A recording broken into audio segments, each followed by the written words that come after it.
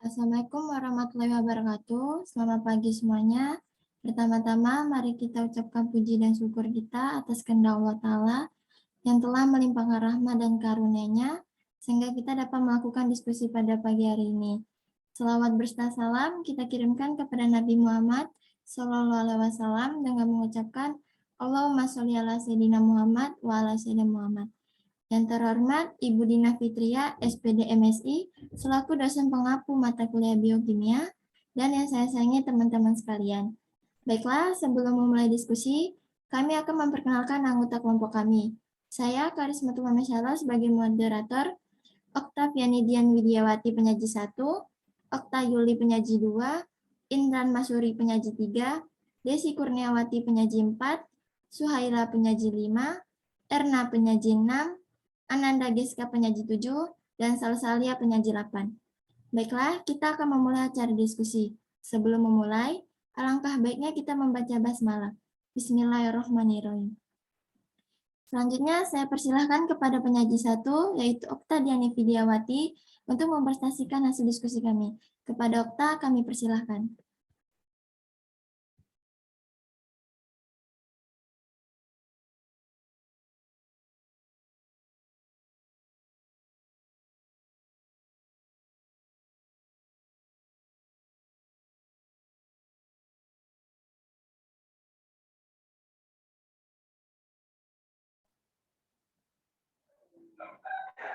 Baiklah, yang pertama itu ada pencernaan lipid.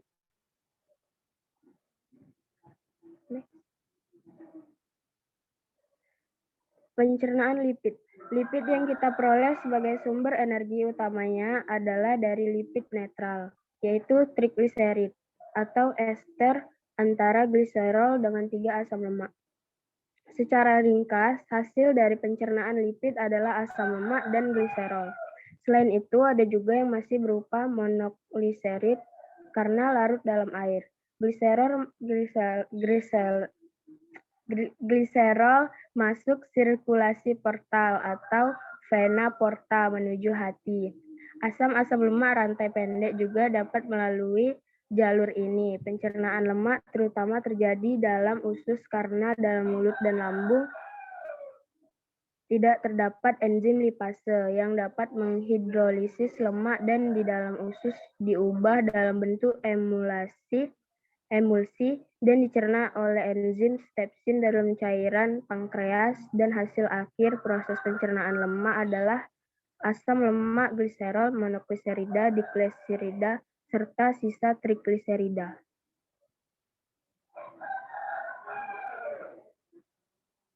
D. Metabolisme lipoprotein. Ikatan antara lemak atau kolesterol, trigliserida, dan fosfolipid dengan protein ini disebut lipoprotein. Dari kata lipo adalah lemak dan protein. Ada beberapa jenis lipoprotein, antara lain kilomikron, VLDL atau very low density lipoprotein, IDL intermediate density lipoprotein, LDL low density lipoprotein, dan HDL high density lipoprotein. Metabolisme lipoprotein terbagi atas 3 jalur, yaitu jalur metabolisme eksogen, endogen, dan jalur reverse kolesterol transport.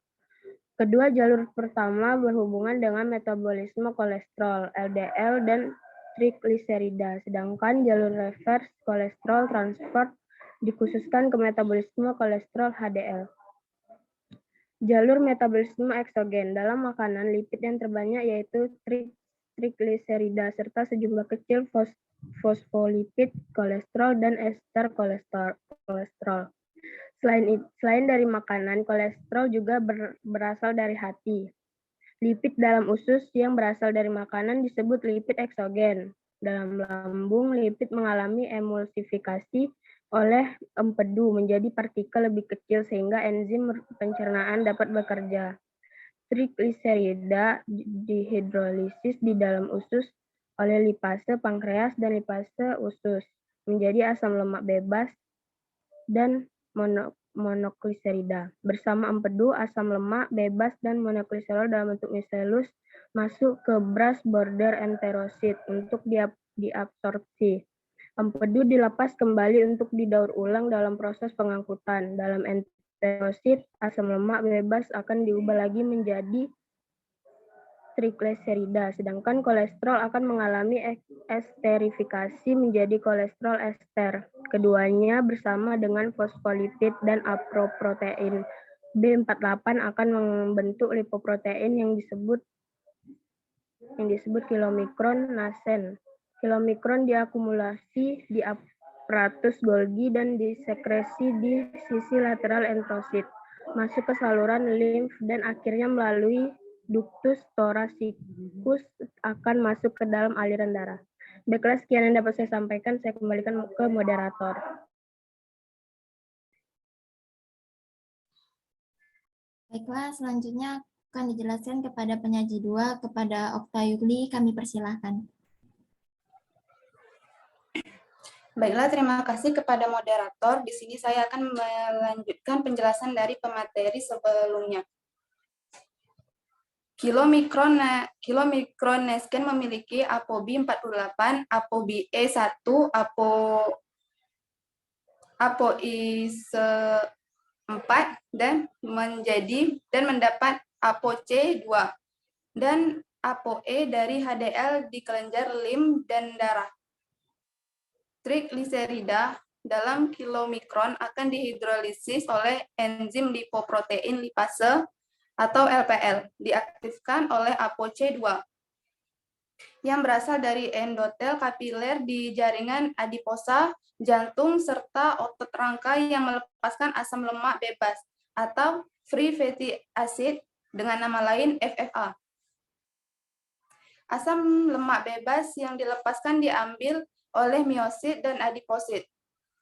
Dioksida untuk menghasilkan energi atau diesterifikasi dan disimpan sebagai trigliserida dalam jaringan adiposa. Bila asam lemak bebas terdapat dalam jumlah besar, sebagian akan diambil oleh hati menjadi bahan pembentuk trigliserida.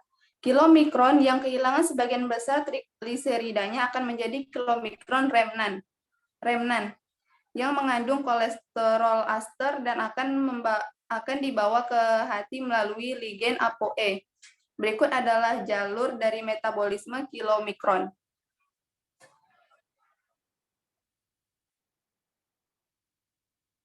Next.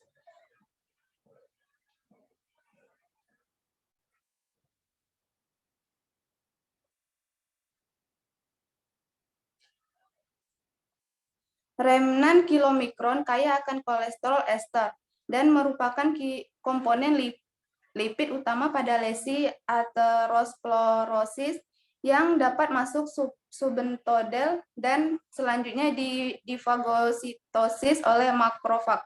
Remnan kilomikron dibersihkan dari plasma oleh reseptor lipoprotein dan akhirnya diambil dan didegradasi oleh hepatosit.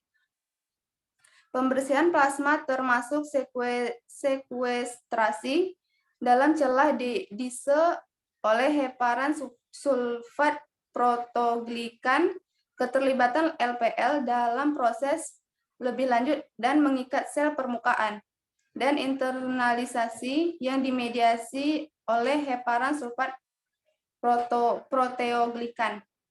Berikutnya adalah jalur metabolisme endogen.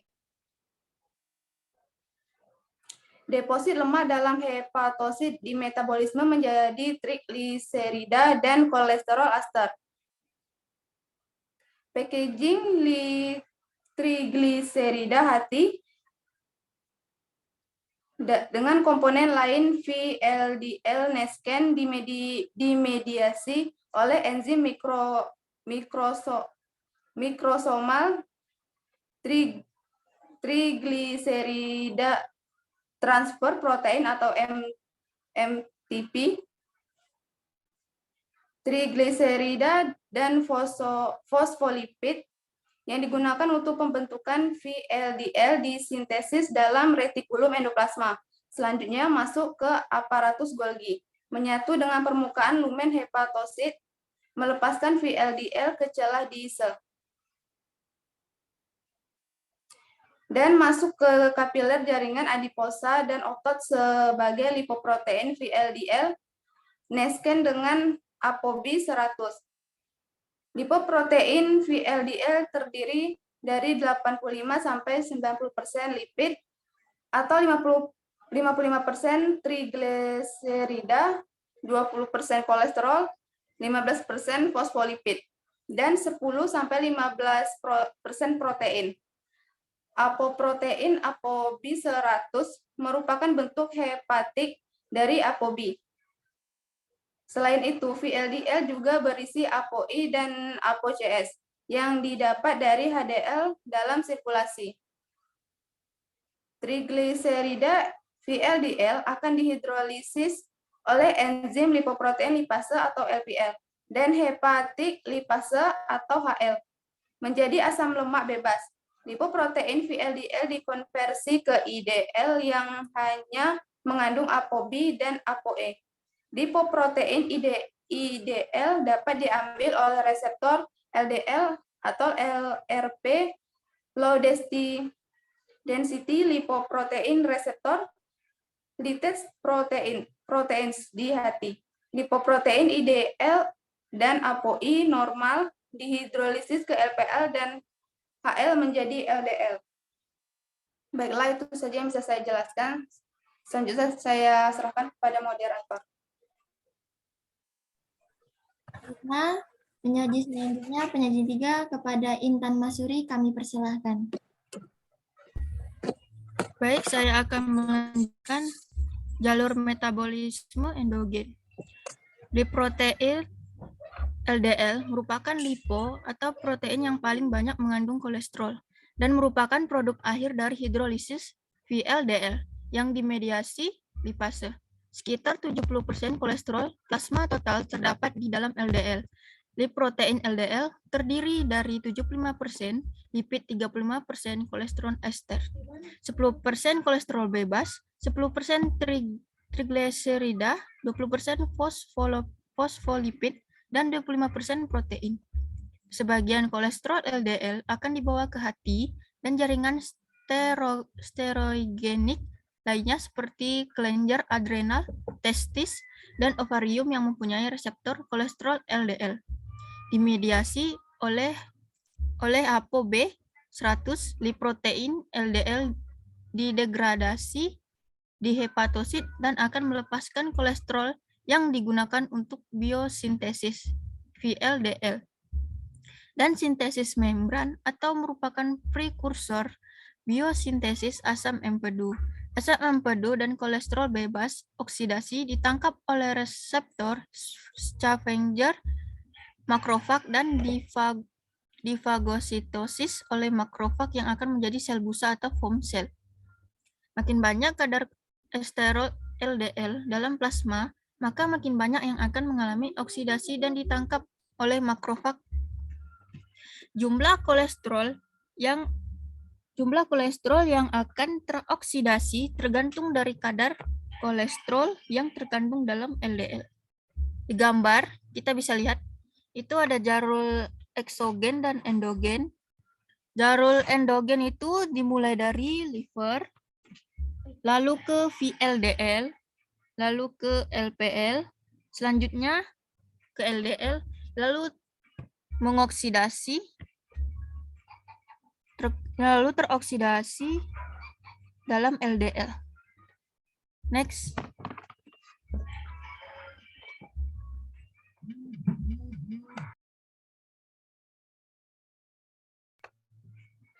Metabolisme HDL atau reverse cholesterol transport. HDL merupakan partikel paling banyak yang disintesis dalam hati dan usus dan mengandung 50% lipid dan 50% protein dengan aprotein ApoAI dan ApoA2 di mana HDL dapat dibagi berdasarkan densitasnya menjadi HDL2 dan HDL3. Hepatosit dan enterosit dapat mengeluarkan kolesterol dari tubuh melalui saluran empedu dan usus. Di hati, kolesterol diekskresi ke empedu melalui secara langsung dan sesudah konversi ke asam empedu.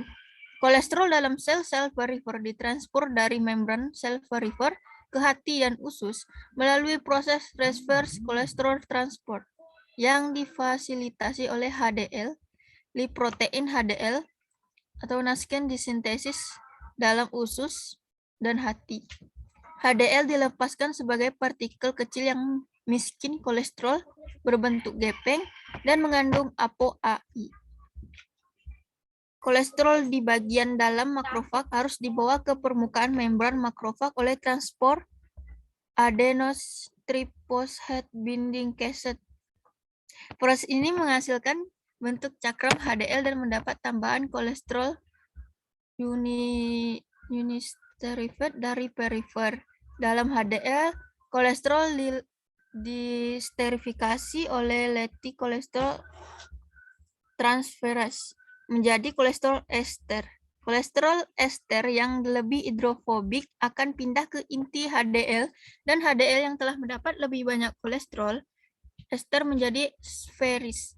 Tambahan A-protein dan lipid ditransfer ke HDL dari permukaan kilomikron dan VLDL. Selanjutnya saya akan kembalikan ke moderator. Baiklah, selanjutnya kepada penyaji 4, Desi Kurniawati, kami persilahkan.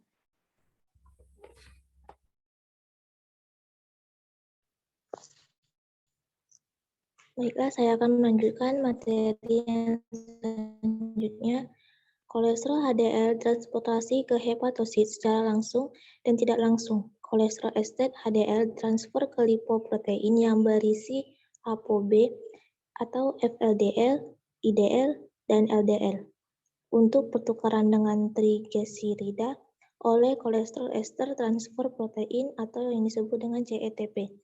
Kolesterol ester ditransport ke hati setelah konversi FLDL ke IDL dan ke LDL, kemudian diambil oleh reseptor LDL. Jalur ini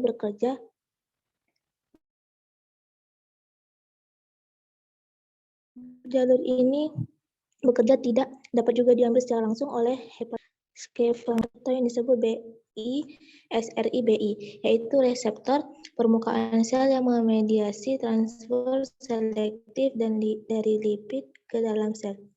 Lipoprotein HDL mengalami remodeling dalam plasma oleh berbagai protein transfer lipid dan lipase. Protein transfer fosfolipid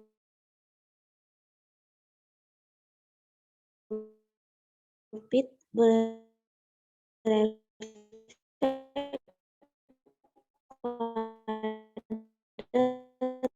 transfer fosfolipid dari lipoprotein lain ke HDL. HDL yang kali lebih tebal. Enzim yang berperan yaitu endotelial lipase menghidrolisis fosfolipid HDL dan menghasilkan smaller HDL yang dikatabolisme lebih cepat. HDL mempengaruhi metabolisme, fungsi, dan konsentrasi HDL plasma. Bisa dilihat pada gambar bawah ini. Next slide.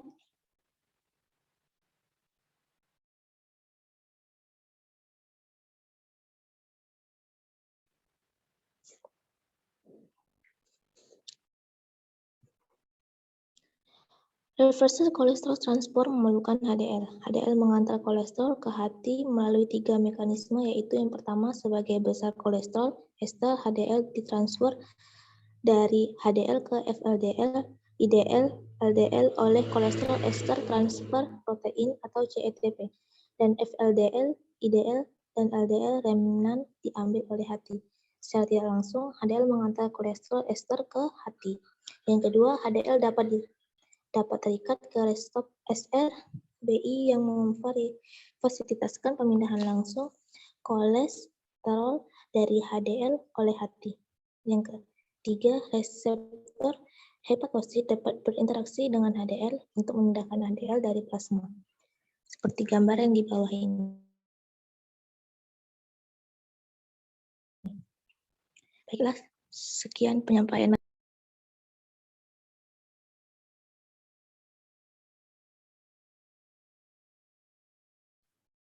Baiklah, selanjutnya kepada penyaji 5, kepada Suhaila kami persilahkan.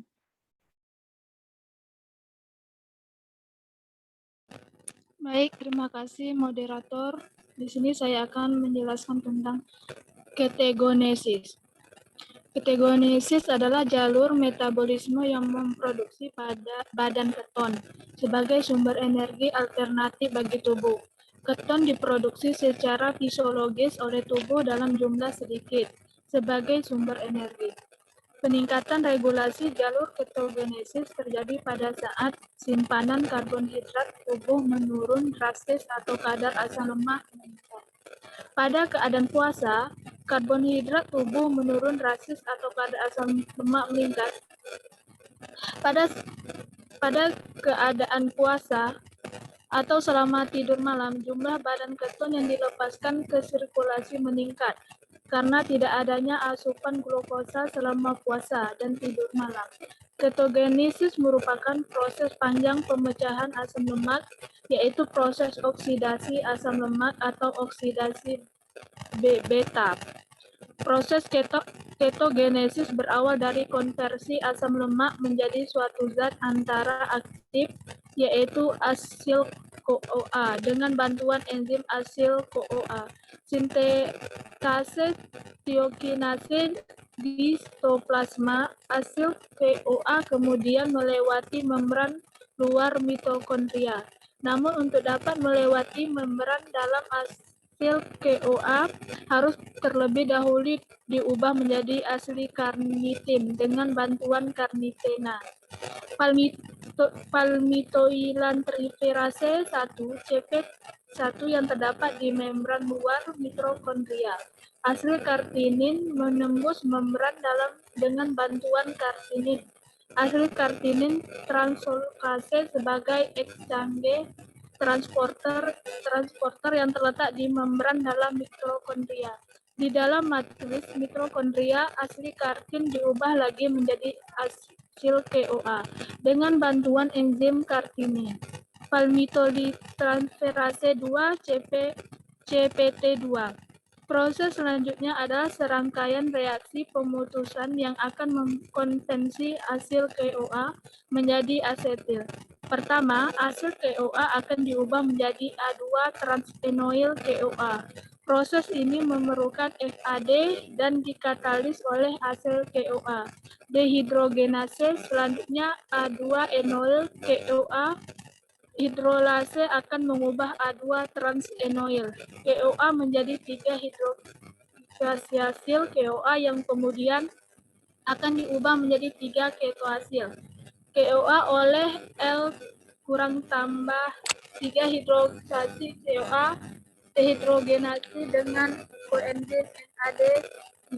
Keto-CoA akan dipecah oleh diolase menjadi asetil CoA dan asil CoA baru. Asetil CoA kemudian akan masuk ke siklus Krebs, sedangkan asil CoA baru akan kembali mengalami reaksi oksidatif menjadi asetil CoA. Baiklah, itu saja saya dapatkan. Saya serahkan kepada moderator.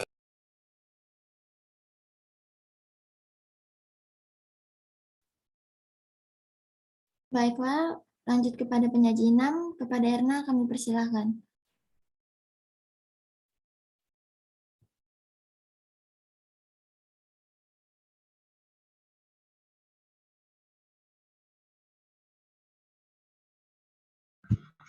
Baiklah, saya akan melanjutkan materi selanjutnya.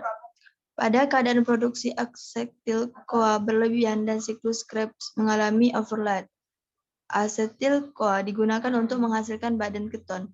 Penurunan jumlah oksalosatet dapat mengganggu kemampuan siklus asam sitrat metabolisme asetil CoA dan mengalihkan oksidasi asam lemak menuju ketogenesis. Asetil CoA akan dikonversi menjadi hidroxymendiglutari CoA atau HMG-CoA. Dengan bantuan HMG-CoA sintase, HMG-CoA akan diubah menjadi asetoasetat yang dikatalis oleh HMG-CoA alias dengan bantuan enzim D3-hidrobutyrate dan dehidrogenase asetoasetat dikonversi menjadi D3-hidroksibutrat.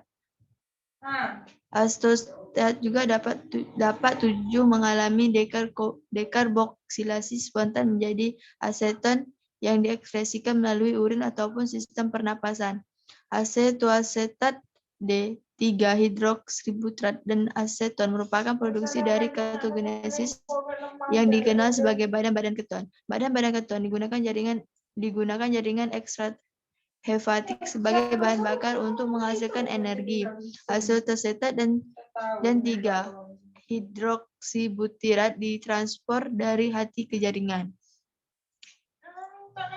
Ekstravagat misalnya otot melalui sirkulasi darah, sampainya di jaringan ekstravagat 3 atau hidroksibutirat terlebih dahulu dikonversi menjadi astoasetat sebelum diaktifkan menjadi azoteacetyl-CoA oleh enzim suksinil-CoA. Azoteacetat-CoA ditransferase. Azotoacetyl-CoA dikonversi menjadi asetil-CoA oleh enzim thiolase. Dan selanjutnya masuk ke siklus asam sitrat untuk menghasilkan energi. Asam astoasetat dan 3-hidroksibutirat merupakan asam berkekuatan sedang yang akan dibuffer jika terdapat di dalam darah atau jaringan. Namun, bila kedua badan keton tersebut dikeluarkan terus-menerus dalam jumlah besar, jumlah badan keton dalam darah akan yang melebihi kadar normal, yang disebut ketonemia atau hiperkotenemia, dan disebut ketonuria bila ditemukan di dalam urin. Secara keseluruhan, kedua keadaan tersebut disebut ketosis. Ketosis ringan dapat ditemukan pada keadaan kelaparan. Namun, pada diabetes mellitus, ketosis berat dapat terjadi. Keadaan ketosis bila terus dibiarkan dapat mengganggu keseimbangan asam basa tubuh dan akhirnya terjadi ketoasidosis. Baiklah, sekian dari saya serahkan kepada moderator.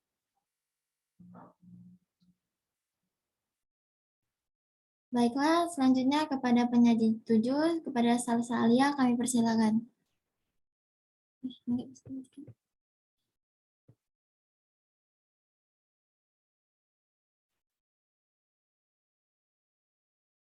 Baiklah, saya akan melanjutkan materi yang selanjutnya, yaitu mengenai regulasi metabolisme lipid.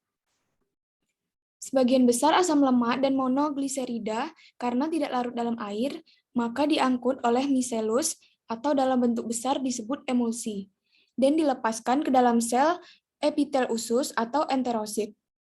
Di dalam sel ini, asam lemak dan monogliserida segera dibentuk menjadi trigliserida atau lipid, dan berkumpul berbentuk gelembung yang disebut kilomikron.